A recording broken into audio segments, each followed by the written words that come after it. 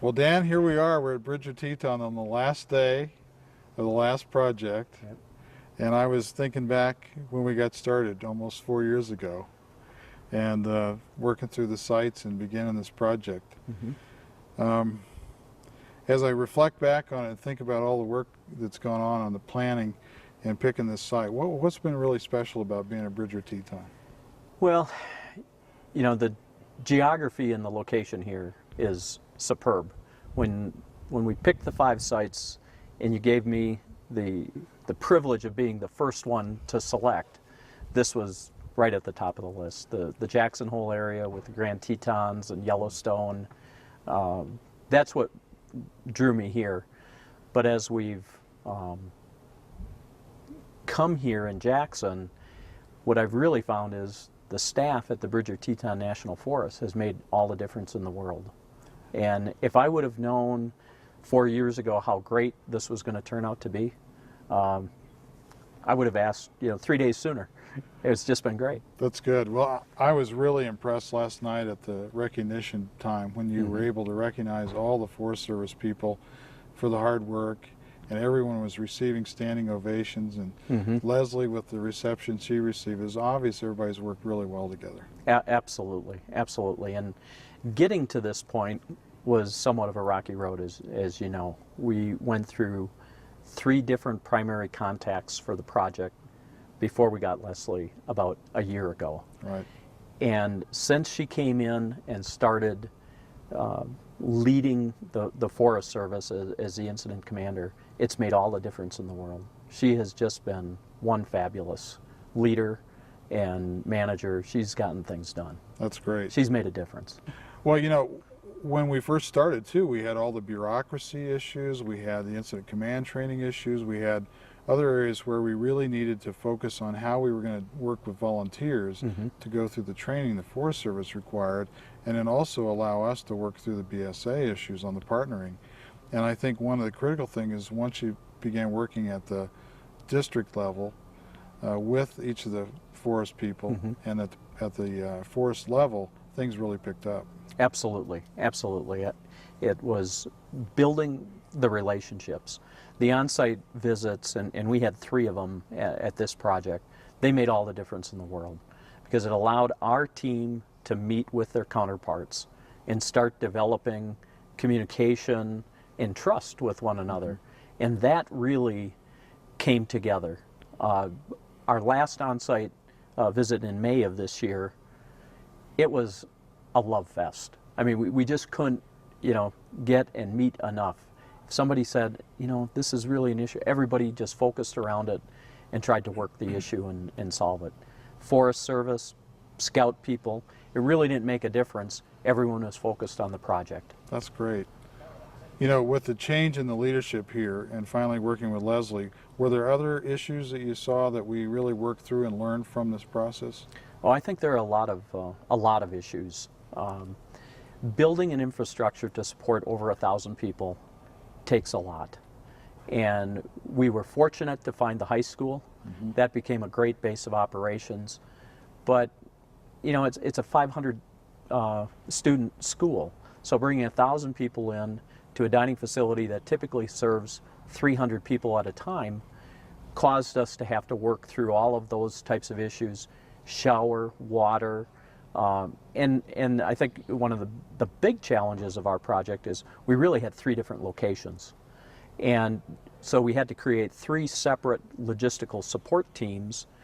So it's feeding them, it's the potable water, it's the toilet facilities, it's radio communications, cooking and feeding. All of those issues had to be replicated. Right. And so having a logistics staff and a planning staff that looked at all of those took a lot of effort, but I think we've pretty successfully pulled it off.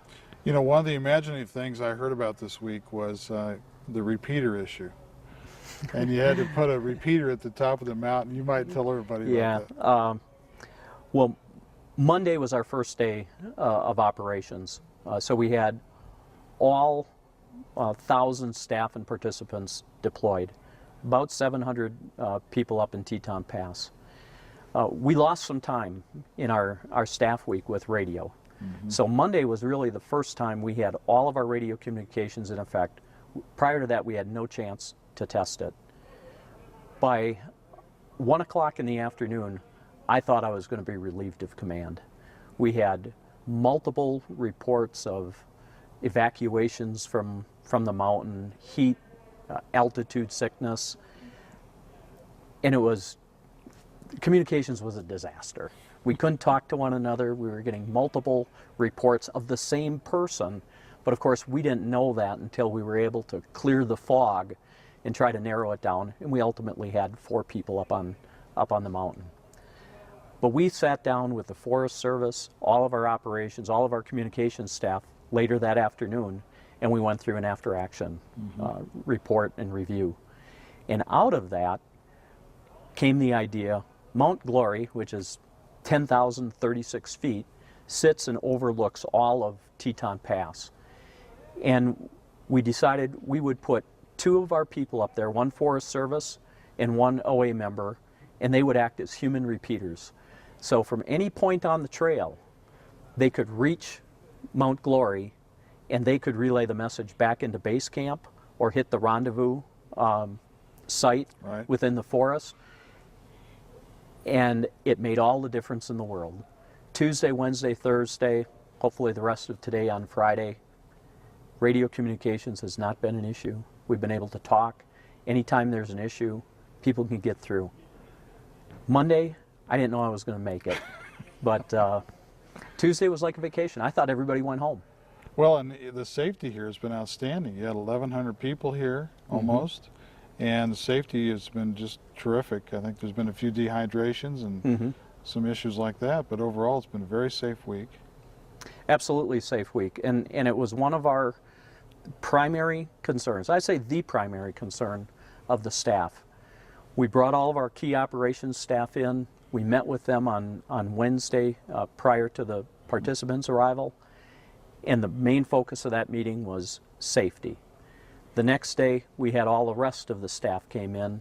We met with them, talked about safety. Friday night before the participants arrived, we had our final staff gathering, and it was all about safety. And Dale Dieter, the district ranger, said, if we build 1 yard of trail, if we have no injuries, and we change the life of a scout through the leadership and service and all the other things that we've done, if that's all we do, we've been successful.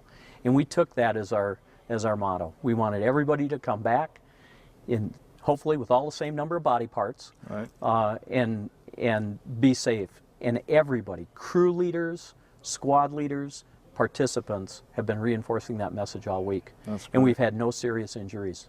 That's great.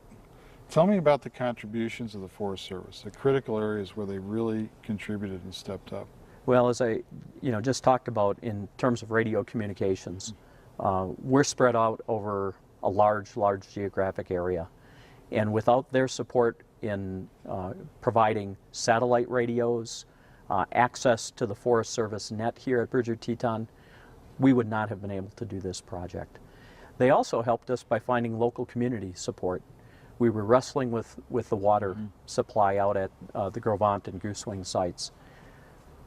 We made contacts and we were unsuccessful with raising resources from the National Guard. One of the Forest Service members called up the local commander and said, we need water buffaloes. Is that something you can provide for us? They said, yep, we can do that. They cut orders. They assigned 2 of their members full-time to the project, running water back and forth, and those 2 guys have just been great. And they've helped us out in other ways too. If there are things that need to come back from the remote sites, they throw it in the back of the deuce and a half, and they bring it back. We need something to go out there, they check in, we throw a few boxes on the back. So the water, the radio communications, and of course they're out there with each of our projects providing technical expertise and safety oversight. So those areas made a huge difference for us. And then public affairs and our relationship with the community. Mary Cernicek has just been outstanding. We've built a lot of community support here. When we started arriving a week before the participants, people on the street knew the scouts were coming, and they were saying, you guys are going to do a great service. Now, we've gone above and beyond their expectations, but the Forest Service, had a lot to do with that. I was listening to